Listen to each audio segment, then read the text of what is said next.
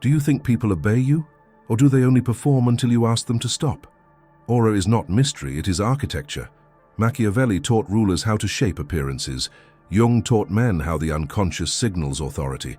Nietzsche taught that will must be seen to be obeyed. This film shows the precise rituals, posture rules, and social constraints that build an aura which makes others bend rather than bargain. Promise, you will learn 5 practical practices: posture, spectacle, silence, scarcity, and ritualized exit, to craft an unassailable field of influence starting today. Close your eyes for a breath. Open them with intent. This is not posture training for vanity. This is territory work. The field is the invisible circumference you create the moment your body stops twitching and starts holding weight. It is a physics problem, not a personality trait. People allocate attention like water. They pour themselves towards solidity. Become that solidity. Stand up now if you can. Feet shoulder width. Knees unlocked, not rigid. Drop your chin a fraction. Breathe slow. Let your shoulders fall into the spine. Hold your hands loose at your sides. Keep your eyes soft but steady. This single change will alter the bandwidth of how strangers, colleagues, and lovers treat you. They will trade noise for your quiet. They will lean instead of talk. Why? Because the human mind projects. Jung described projection as the unconscious habit of placing inner content onto the outer world. People are quick to project authority onto whoever offers a stable ground. A man who holds himself like a pillar offers less to the mob and more to the eye. Stability calls projection. Projection calls deference. This is how aura is born, not from acting, but from refusing the small compulsions that make most men twitch. You will meet an antagonist inside this chapter, the inner flatterer. He is not loud. He is a sly merchant who sells you comfort as legitimacy. He says, smile more, soften your voice, make them like you. He confuses popularity with power. He spends presence to buy short-term approval. He will tell you to match the room, to echo the mood, to dilute your rough edges until you are palatable. He will rob you, slowly and politely, until you are forgettable. Do not obey him. The field is constructed with small, repeatable acts. It is not invented in a gesture. It is accumulated in habits. Each habit is a mason's brick. We begin with the first 3: posture, breath, gaze. 3 small laws that, when obeyed, convert your body into a ground others orbit. Micro Rule A, the pillar stance. When standing, place your weight mid-foot. Feet at shoulder width. Chin slightly down. Breathe from the diaphragm. Hold for 2 minutes twice a day. No devices. No conversation. This plants your weight. It teaches the room to settle around you. Posture is not about puffed chest or theatrical stoop. It is about occupied space. A pillar does not advertise. It simply exists, and existence compels alignment. Try this. Enter a crowded room and stop at the midpoint. Do not announce yourself. Do not smile. Hold the pillar stance for 30 seconds. Observe. People will re-angle without conscious thought. Their shoulders shift, their voices soften. That shift is not magic. It is human economy reacting to a stable center. Micro pause. Breathe slow. The second law is breath. Breath is the metronome of physiology. Fast breath scatters attention. Slow breath concentrates it. The difference is perceptible within 30 seconds.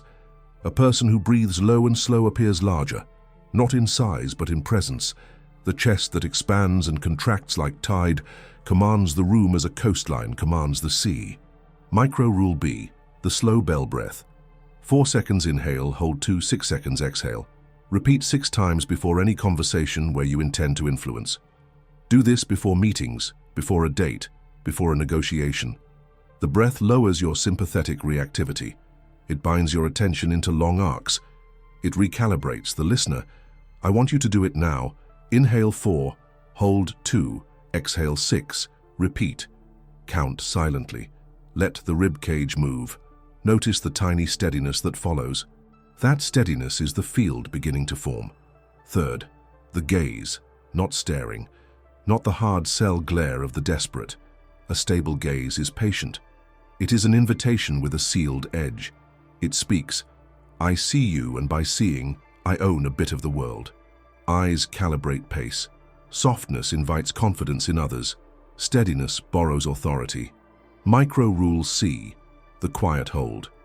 In any interaction, hold eye contact for a full 6 seconds after the other person finishes speaking, not challengingly, not aggressively, quietly. Let silence follow. That silence converts talk into space, and space signals rank. The first time you use the quiet hold, people will instinctively rush to fill the silence. Let them. Do not rescue them with chatter. Your silence is a pressure that makes conversation orbit you. The second time they will brace. The third time they will adapt. Behavior changes with repetition. Rituals manufacture that repetition. Now, a practical ritual, the 2-minute arrival. Before you enter any meeting or social space, stop outside the door. Breathe the slow bell breath twice. Pillar stance for 30 seconds. Visualize one contribution you will make, one precise sentence, one decisive idea. Enter. Move slowly. Pause at the threshold. Hold your gaze for 3 seconds after entering, but before you speak. Then speak that contribution. Then stop. This ritual does 3 things at once. It centers you. It sets expectation. It signals hierarchy without announcing it. The pause at the threshold is a small law, a refusal of immediacy. Machiavelli wrote that a prince's appearance must be staged to engineer obedience. He would nod at the 2-minute arrival. Small spectacles craft authority when repeated and unrevealing. A moment of reality. Presence is not a charm, it is a contract. The room gives you deference in exchange for clarity. If you give deference, you will receive noise. If you receive deference, others must move. The 2-minute arrival forces movement away from you and into your design. Micro-pause. Close your eyes if you can. Feel your spine. Feel your breath. Remember, posture plus breath plus gaze make a field. They are not optional. They are the grammar of presence. We now confront the cultural antagonist, society's demand for performative warmth. The world trains men to be affable, to be conversational, to flinch at silence. Social media amplifies the need to be liked. Offices reward chattiness. Dating markets mistake availability for value. This noise is a systemic predator of aura. It turns the man into a commodity. If you do nothing, you will be consumed by recommendation engines and meeting schedules until your presence is auctioned for cheap approval. Resist structurally. Build friction into your availability. Make being with you an act that requires small effort. Scarcity is not cruelty, it is strategy. A man who answers every message diminishes his field. A man who answers after a measured delay returns with weight. Micro Rule D, the reply wall. Enforce a 3-hour window during work hours where you do not answer non-essential messages. Announce it once to close collaborators. Keep the wall. The wall teaches others to bid for your attention. Bidding increases perceived value. Do not confuse manipulation with sovereignty. This is not about playing games for ego. This is about crafting a space where your choices land with consequence.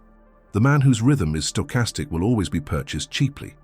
The man whose rhythm is scheduled becomes a market. Let us insert 2 exercises you will practice daily. Exercise 1, 3-point check. Morning. 3 minutes. Pillar stance. Slow bell breath. X6. Visualize 3 outcomes you will force that day, not hope for. Pick them, name them, feel their weight. Exercise 2. The threshold. Pause, as above, before every social entry. 2 minutes. Do it honest. No pretending. No performance. This is the work of accumulation. There will be setbacks. People will call you distant. They will accuse you of arrogance. Expect it. The inner flatterer will smugly remind you that popularity is safety. He will list dangers. You might lose friends, you might scare people away. Let him. We are not here to maximize social comfort. We are here to maximize influence.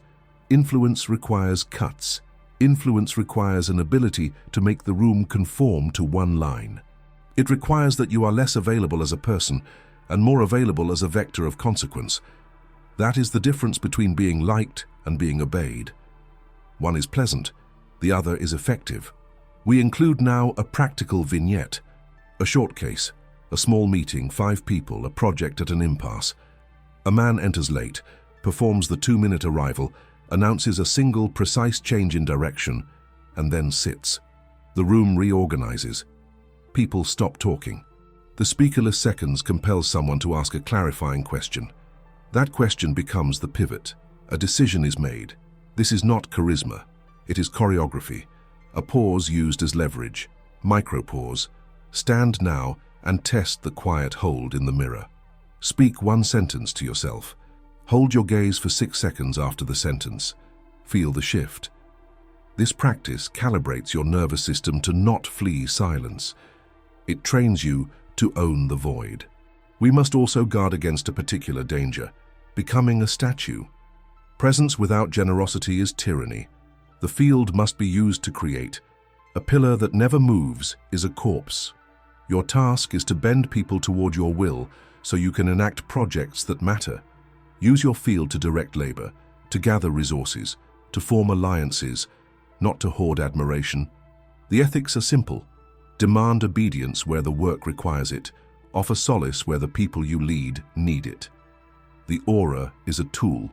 Do not mistake it for righteousness. Now a short protocol for public speech, 3 beats. Beat 1, entrance, 2-minute arrival. Breath, stance, threshold, pause. 1-line promise. Beat 2, delivery. Speak in short sentences. Pause after each key point. Let silence press on the listener. Beat 3, withdrawal. Conclude with a compact motion, then perform the quiet hold for 5 seconds. Leave a trace of silence. Exit. The power of silence after delivery cannot be overstated. It forces the audience to own the message. If you fill every silence, you rob them of internalization. You must be comfortable with echo. Statue yourself so others become the whole. A practical warning about posture's limit. Posture without empathy is cold. Posture without learning is brittle. You must cultivate depth, competence, knowledge, follow-through. Aura does not substitute for craft. It amplifies it. A man with presence but no results loses trust quickly. The field will rust. The law here is simple. Presence multiplies competence, it does not create it. Finally, a test you will do for the next 7 days. 7-day field protocol. Day 1. Pillar stance twice. Quiet. Hold practice 3 times in conversation. Reply. Wall enforced. Day 2. 2-minute arrival once. Slow bell breath before meetings. Threshold. Pause practiced. Day 3. Add 3-minute 3-point check each morning. Record 1 result. Day 4. Use quiet. Hold for 6 seconds after a meeting contribution. Note reactions. Day 5. Perform 2-minute arrival in a public social setting. Observe who follows. Day 6. Enforce reply. Wall all day for scheduled blocks. See how demands shift. Day 7. Review ledger of reactions. Count formal deference events, pauses, re-angled conversations. Keep the ones that worked. Do it strictly. Do not rationalize. The field grows by compound repetition. Bravado does not last. Ritual does. Close with a command. Plant your body like a pillar twice today. Use the slow bell breath before your next interaction. Hold the gaze. Make the room tilt. Finish with this image. Imagine a field like a dark water. Your presence is a stone dropped in the center. The ripples move outward. Let them. You do not chase the ripples. You make them. You do not follow the curve of social momentum. You shape it. Stand. Breathe. Hold. Plant your body like a pillar. Let the room kneel to its shadow. Power leaks through tiny cracks. Every hour, every careless movement, every reactive gesture drains the current you should be storing. Most men are broken cisterns, full of holes, leaking energy into gossip, arguments, endless notifications, sleepless nights, performative displays of competence. They confuse exhaustion with achievement. They confuse motion with momentum. The reservoir is the opposite. It is the private vault of force you guard against decay.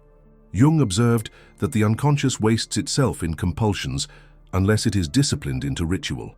The reservoir is discipline, It is the quiet refusal to hemorrhage presence on trivialities. A man who stores energy becomes the man others must borrow from. He becomes the banker of vitality. Micro Rule E, the cut of noise.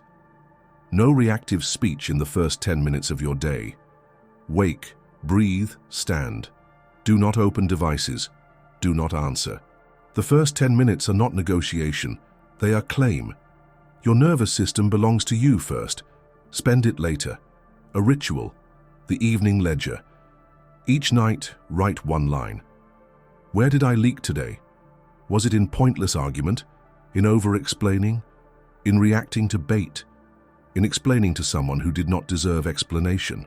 Name the leak. Naming is sealing. Tomorrow the hole is smaller. Your antagonists here are the merchants of urgency. They are disguised as bosses, friends, lovers, apps. They whisper, answer now, react now, be available. Every answered impulse sells your presence for cheap. Every delay earns compound interest.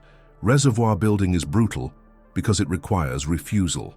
Micro Rule F, the delay law. Before answering any non-life-threatening demand, count to 12 in silence. Do not reply, do not move, do not shift your expression. 12 seconds of stillness creates sovereignty. 12 seconds is an eternity to the frantic. To you, it is water stored. Imagine yourself as a dam. Energy builds behind your walls. The crowd wants the flood now. You do not yield. You release water in channels, on your command. That control is why the valley kneels. Power is not noise. Power is stored, silence released with aim. Exercise. The 1-hour fast. Once a day, sit without input. No screens, no conversation, no stimulation. Let your nervous system convulse in withdrawal. Observe the hunger for distraction. Hold. At minute 45, your pulse steadies. At minute 60, your mind recalibrates. You have added a stone to your reservoir. Do not mistake the reservoir for passivity. This is not laziness. It is latency, energy coiled like a predator's muscle. When you strike, you must do it with the force others wasted. Understand this. Aura is less about what you add than what you do not leak. The emptier you keep your sieve, the fuller your vault becomes. Men burn themselves in petty fires. You will store flame until others tremble at its release. Stand now. Breathe the slow bell breath 6 times. Say nothing for 12 seconds after. Notice how your body holds itself. That is the reservoir being built. Protect it. Guard it. Become the man whose silence weighs more than another's performance. Every man drags a shadow behind him. Jung knew this truth. It is the hidden appetite, the unsaid resentment, the hunger you deny but secretly feed. Most men try to bury it. They smile, they obey, they conform. But buried shadows rot, and rot leaks through gestures, tones, weak posture. People sense it, even if you hide it.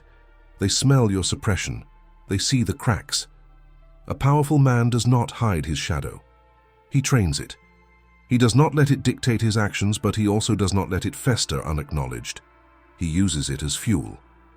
Aura is not purity. Aura is controlled darkness. When your enemies sense it, they hesitate. When your allies feel it, they trust your gravity. Your antagonist here is the inner servant. It begs you to stay polite, to conform, to avoid confrontation. It wants you to repress the urge to dominate, to silence, to cut through lies. The servant says, hide your edge. But the shadow whispers, without me, you are hollow. Micro Rule G, the mirror confrontation. Once a week, stand before a mirror and speak aloud the darkest truth you carry, the one you fear others discovering. Say it without flinching. Hold your gaze. In this ritual, shame dissolves and power condenses.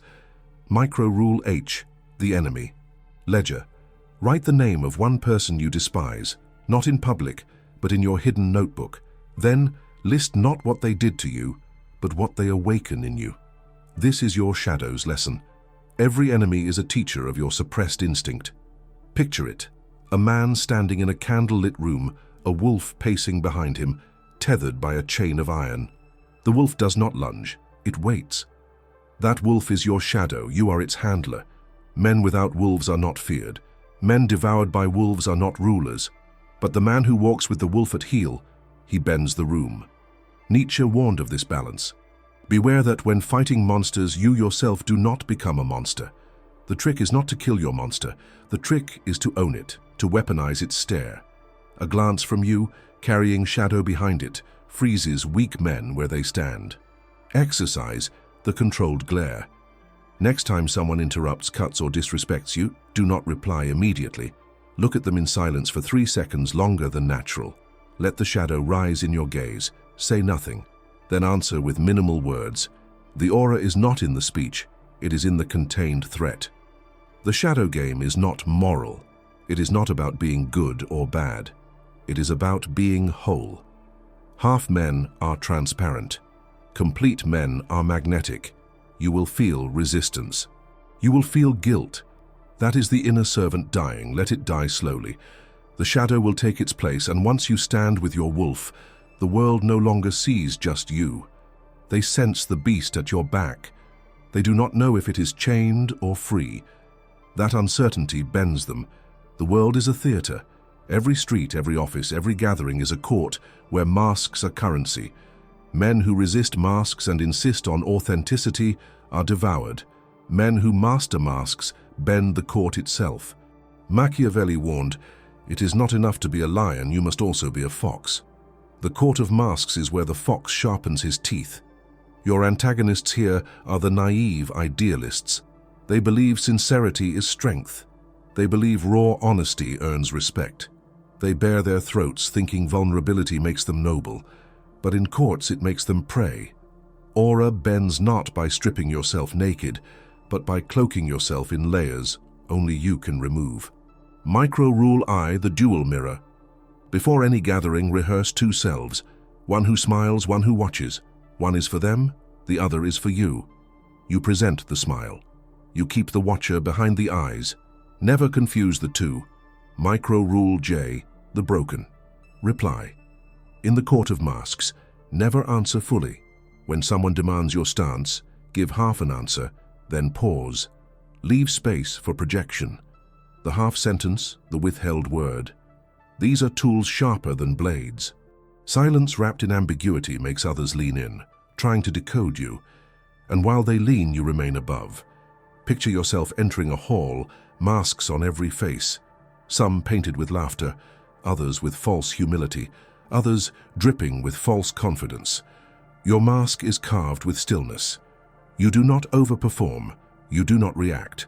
The still mask is the most feared mask. It cannot be read. Ritual, the mask drill. Once a week in a public place, deliberately adopt a subtle mask.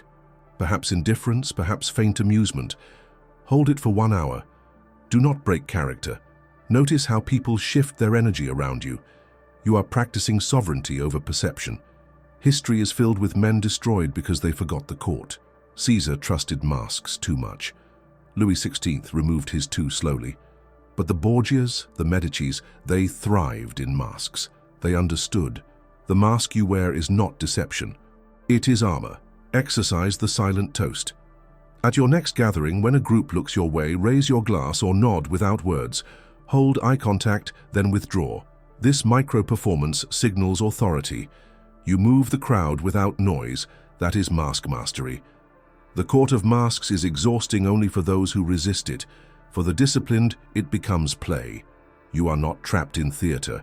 You are the playwright. Understand this. A man who refuses masks is ignored. Fair man who is consumed by his masks is enslaved. But the man who selects his masks at will, he bends courts, commands allegiance, and leaves others unsure whether they ever saw his true face. Soon, you will need to decide when to drop every mask. That decision belongs to the next chamber. But here in the court, you must master disguise until reality itself bends to your performance. Sit down, not to rest, to rule. This is where the work becomes lineage. All the postures, ledger entries, masks, reservoirs, and cuts lead to one seat. A place of authority that is not loud, not performative, not brittle. The throne of silence is the culmination.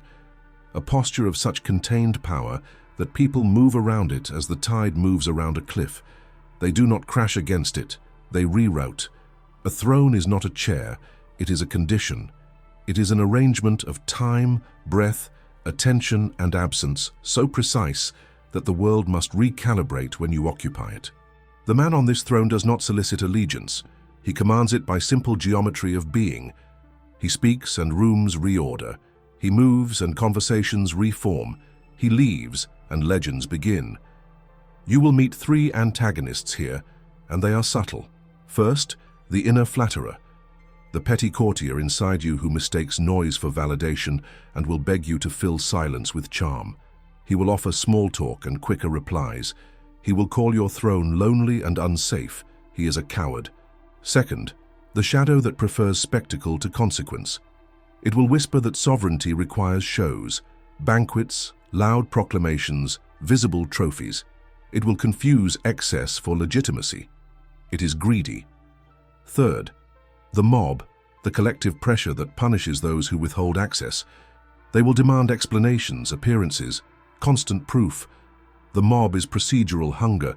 All three want one thing, to erode your throne by drowning it in motion. They will test you at the moment of greatest return. You must be immutable. You must answer with silence. Silence is not absence. Silence is architecture. It is the heavy stone around which a hall is built. It makes words matter. It concentrates consequence. Silence converts speech into law. The man who masters silence learns to use each phrase as a blade, not a brush. He does not decorate, he carves. Begin with a simple ritual. Micro Rule K, the one-sentence coronation. When you enter a room where a decision must be made, do this. Breathe the slow bell. Breath once, plant your feet, state one sentence, clean, decisive, without flourish, then stop. Do not justify. Do not elaborate. Sit back. Wait. Let the silence do its work. This is surgical. The one-sentence coronation forces the room to process and project. It makes others fill the gap with their own logic, aligning their moves with your sentence rather than arguing with it. Try it today. Enter a meeting. Deliver the sentence. Do not look anxious. Do not be cute. Be final. Micro Rule L. The vanishing clause. After any significant pronouncement, vanish for a fixed window, 24 to 72 hours depending on the scale. No follow-up messages, no explanations, no clarifying. Let the pronouncement sit. This withdrawal is not cowardice. It is a multiplier. It makes your words heavier because you do not feed them. People will talk about your statement more than about you. Micro Rule M. The throne hour. Each day, pick 1 hour that is absolutely untouchable by others. No meetings, no calls, no interruptions. Spend it on what matters privately. Drafting strategy, shaping language, reading, or walking. This hour is the daily coronation of your reign. Protect it like a moat. Silence cultivates hazard. It invites projection. People will ascribe to you motives, plans, even abilities you do not yet possess. Let them. You will exploit their projections, not by lying, but by delivering precisely when you have to. Expect myth to form around you. Witness it. Do not correct every story. Correction is a leak. Ritual builds the throne as much as posture. Carve a physical throne in your life. Not an actual carved seat, though you may have one, but a consistently selected place for final decisions. A certain chair, a corner of the study, the same bench on the same walk. When you sit there, the world is in suspension. Your headspace is a temple. You think differently in such a place. The habit trains the nervous system to associate the locus with resolution. Micro-pause. Breathe. Imagine a dark hall. A single torch lights your silhouette. People speak in clusters around you. None steps into your circle without being measured. This is the throne's gravity. Now the anatomy of an exit. Authority requires not only entry and speech, but departure. The exit and return principle is the craftsman's final stroke. To exit is to cut. The cut creates desire. The return converts desire into attention that obeys. Practice the exit as an art. Prepare your field. Deliver something worth remembering. A sentence, a decision, a measure. Do not over-deliver. Make it precise. Perform the vanishing clause. Leave the space without explanation. Do not check your phone. Do not answer messages related to the moment. After the window, return with one small reinforcement. A note, a quietly delivered resource, a short message that references the meeting's gravity, not its gossip. This is not reporting. It is enforcement. The man who cannot leave becomes entangled in responses. He dies in the inbox. The man who leaves too theatrically becomes a showman. The throne needs neither clamor nor costume. It needs a steady cut. There is ritual humility in the throne as well. A king who believes he is indispensable will rot his court. The throne demands that you hold power lightly, not in brag, but in function. Allow others to carry competence. The throne is the axis around which their service orbits. Your job is to set direction and remove friction. That is governance, not ego. Be warned, the mob will attempt to convert your silence into rumor. They will invent scandal to draw you out. Resist. The louder their noise, the more your silence works. Each outcry that you ignore deflates its force. Respond to crucial things. Ignore performative crises. A short case study in anatomy of presence. A director in a small company took the throne hour and vanishing clause seriously. After a contentious board meeting, he made one clear decision about direction. One sentence. Then he vanished for 72 hours. In that time, the board argued, reinterpreted and implemented parts of the decision because the window forced them to act. When he returned, he found his instruction executed, not because he enforced it on the spot, but because the silence catalyzed ownership. His authority grew not through enforcement, but through engineered absence. Silence is not passive. It is a design choice that produces motion in others. It creates responsibility and tests competence. When you withhold yourself, you force others to reveal whether they are worthy of your circle. Now practice the throne's voice. This voice is not loud. It is low. It is a register that compresses meaning. Speak in short sentences. Prefer nouns to adjectives. Prefer verbs to opinions. Use cadence. Pause. Let the space hold your words like a vessel holds wine. Do not garnish. Say the thing. Then stop. Micro Rule N, the low register. Lower your speaking pitch by one semitone in important interactions. Speak slow. Replace multi-clause sentences with two short statements. Allow silence to follow each. Your voice will feel heavier and your words will feel like verdicts. There is also a moral dimension you cannot ignore. Power corrupts not by presence, but by the way it is spent. The throne must be used to build architecture, structures that outlast you. If you only wield it to humiliate, to play petty games, to feed vanity, the throne becomes a scaffold for rot. Use it to create institutions, to build teams, to forge culture. When your throne is a platform rather than a stage, your silence seeds legacy. Another danger, complacency. The throne loosens discipline if you believe its presence is permanent. You must rebuild daily. The throne hour, the one-sentence coronation, the vanishing clause, these are not one-time acts. They are daily rituals. The man who neglects them becomes a man with an empty chair. Ritual maintains the field. Your shadow will test you most at moments of victory. When applause rises, the inner flatterer will demand you keep the stage and feed the crowd with spectacle. The shadow will advise grander shows. The mob will clamor for constant pleasure. Resist. Victory is the most dangerous time to act like the crowd. Use the vanishing clause. Use the one-sentence coronation in reverse, a short, decisive note that closes a chapter. Then withdraw. Micropause. Breathe slowly. Feel the small weight in your chest. That is the vault of choices. It is not heavy like worry. It is heavy like iron. A final exercise to seat you properly on the throne. 7-day coronation protocol. Day 1. Choose your throne place. Make it unequivocal. Sit there for 20 minutes and plan a single offering. Day 2. Practice one-sentence coronation in a minor meeting. Observe silence, do not elaborate. Day 3. Enforce vanishing clause after a small victory. Do not announce your absence. Turn your phone off for the window. Day 4. Execute the throne hour. Write one decisive page. Hold the place sacred. Day 5. Use the low register intentionally for one conversation. Measure the change in response. Day 6. Perform the exit and return. Deliver something precise and withdraw for 48 hours. Return with one reinforcement. Day 7. Reflect. Read your ledger. One deposit, one expenditure, one correction. Adjust. These days will not make you king. They will make you consistent. Consistency makes myth. Myth shapes allegiance. Allegiance yields consequence.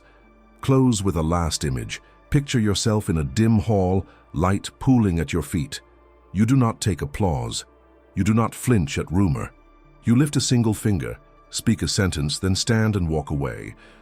The corridor echoes with people moving to do what you named. That echo is the throne's music. Micro-order. Tonight, choose one sentence that will change a decision in your life this week. Prepare it. Breathe. Say it once to yourself aloud. Then put the paper under your pillow. In the morning, deliver it. Then vanish for 48 hours. Sit. Breathe. Speak once. Leave. Let the world rearrange itself in your absence.